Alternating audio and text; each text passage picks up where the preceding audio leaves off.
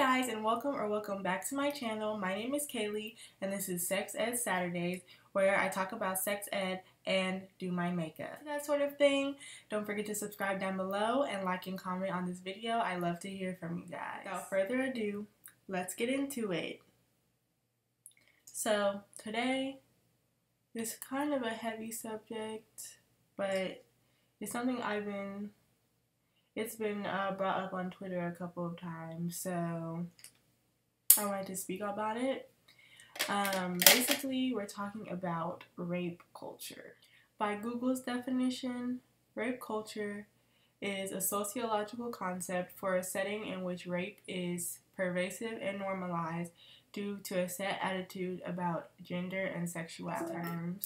In layman's terms, this means that victims are often blamed, women are not believed, and rape culture lives on. I don't know how to get rid of that notification.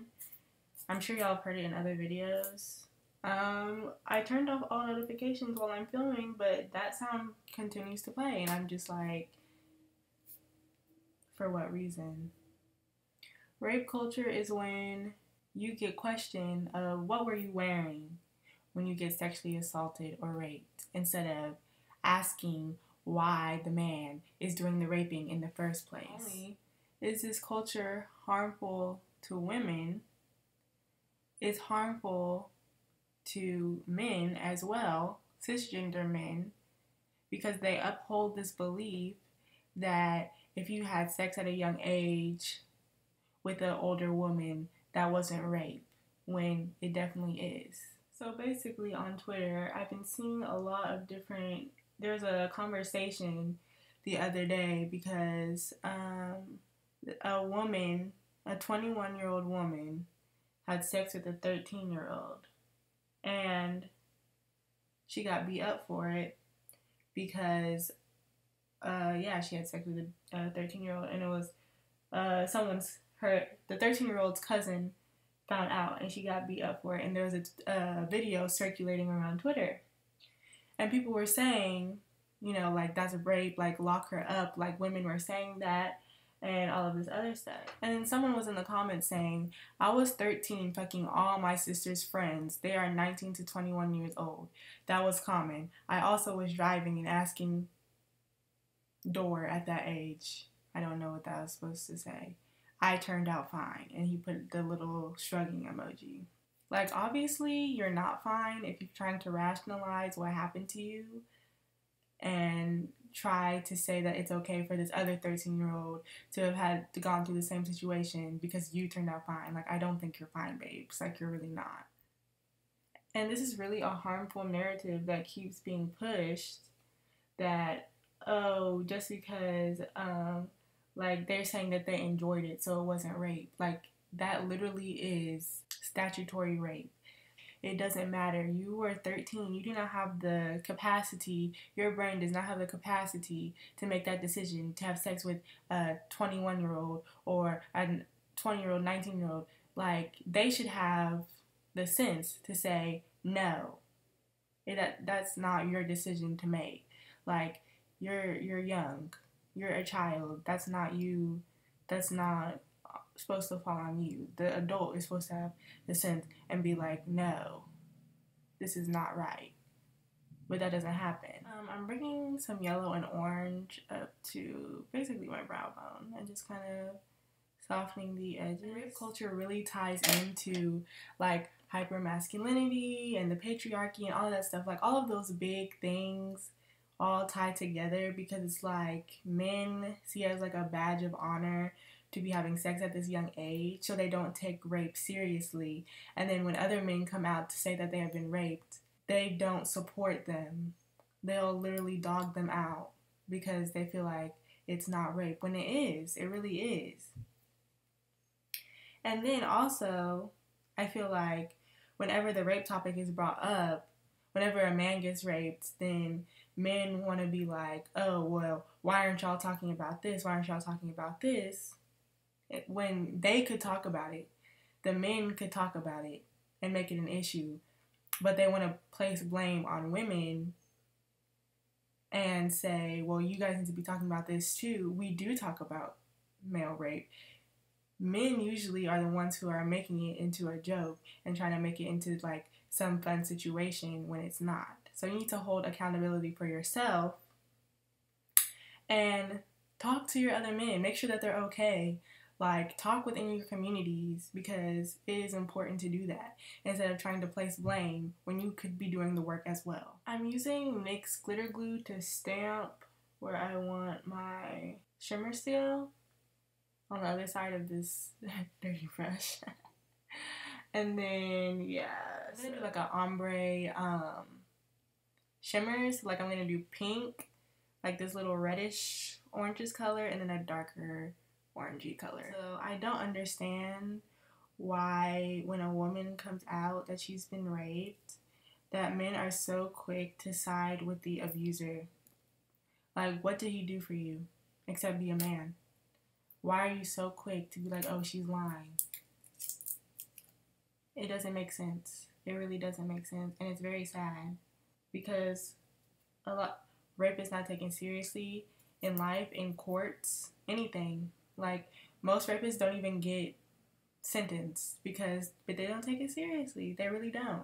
And that's incredibly somber. That, but within the LGBTQ community as well, transgender people and bisexual people are more likely to get sexually assaulted or raped than heterosexual people. Rape is just not taken seriously enough, and it continues to happen. We don't see any consequences. We don't see any moves in the right direction. It's just people are content with letting women, transgender people, the LGBTQ community, and men are content with doing it as well, because they like to make it out to be something like a rite of passage or a badge of honor, when it should not be that way at all. They should be speaking out about it as well. And when that changes, when everyone gets on the same side, then rape culture can change. Other examples of rape culture are trivializing sexual assault, saying boys will be boys. That's not how boys should act. Raise your sons to be better. Raise your sons to be mindful of how they treat women. Raise your sons to value and respect women and just other people in general. Sexually explicit jokes, when you know it makes the other person uncomfortable. Tolerance of sexual harassment, saying, oh, it's not that bad, or trying to brush it under the rug. Men still being friends with people who are known sexual abusers and protecting them needs to stop. Inflating false rape report statistics when people say, oh, people are just lying, they didn't even get raped. No, only 1% of cases are lying. The whole 99% other people have been telling the truth. So there's no reason for you to be saying that these women are lying. And another thing, when people say, oh, she's just doing it for attention, she just wants to get clout. So you want people to berate you, you want people to tell you you're lying, you want people to say they hate you, say that this person would never do that. You want that attention? Please tell me. I would love to know. I would love to know who wants that type of attention and who's lying just to get bad attention. Why would you come out of hiding and say someone raped me just for attention? Like, what sense does that make? I'll tell you, it doesn't make any sense at all. People just be talking just to talk. Other examples include saying maleness is dominant and aggressive and women are just submissive and sexually passive. Also, terminology like I'm gonna smash or let me beat, stuff like that is rape culture because they're very aggressive. Like, why are you saying having sex? Sex is a two-person thing. You both have to have consent to have sex. and you're saying, let me beat, let me smash. Like, that's weird. That's very weird behavior. Other examples include saying that women who have a lot of sex are the only ones who get raped, or weak men are the only ones that get raped.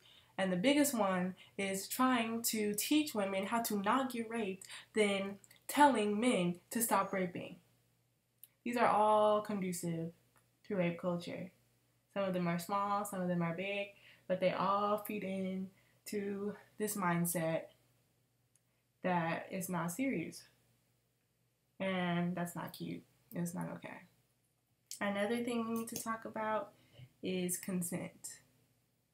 Consent is ongoing. It doesn't just keep going because you asked one time. As you move through each sex stage, you should be making sure your partner is comfortable with what you're doing. It doesn't have to be a big thing, but I'm sure that your partner will appreciate it. It could just be a passing comment like, are you okay? Are you okay with this? It can be an active conversation between, it doesn't have to be awkward. It can just be an active conversation between you two. And I'm sure your partner will appreciate it more than just assuming, because consent is ongoing, always. Secondly, consent does not mean coercion. Just because you asked 650 times and then she keeps saying no, and then on the 651st time she decides to say yes, that's not consent. You just coerced her into having sex. That's rape. Sorry about it. Sex should be a fun, ongoing process between two parties, not something that needs to be taken, not something that you're smashing or you're doing this or doing that.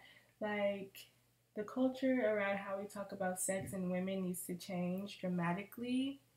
I don't know how it's going to change, but it needs to change. Having conversations like these definitely help, but more needs to be done because it's ridiculous, honestly. But here are some ways that you can work against rape culture. Avoid using language that objectifies and degrades women. Speak up if you hear someone else making a joke or trivializing rape. If a friend or even someone you don't know says that they have been raped, take it seriously and don't try to make excuses. I'm not sure if I like this lip, so we might have to change it. I was trying not to do a nude lip again, but be respectful of other people's boundaries, physical space, all that stuff. Even if you're in a casual setting. Even if you're walking, you accidentally bump into somebody, be mindful. And you can always define your own sense of manhood, womanhood, whatever fits for you. Do that. That also fights against rape culture because there's stereotypes of how men and women should be and react in sexual situations, and you can take control of that narrative and not do it. Rape culture is very pervasive in our society. Really, a lot of places, almost everywhere, rape culture is very pervasive because there's not a lot of value on women's lives, women's anything. So that's really sad to say, but it's true. So, take the steps to actively work towards dismantling this system. The whole system has to come down for it to be dismantled, but working in pieces can definitely get us there. This is the finished look. I hope you like it. I didn't put on lashes today because I really didn't feel like it, but I do like my little eye look. It's cute. I did a different lip than a nude lip this time. I hope you guys are proud of me. And I know it's kind of heavy today, but tune in next week for the next Sex Ed Saturday. Bye!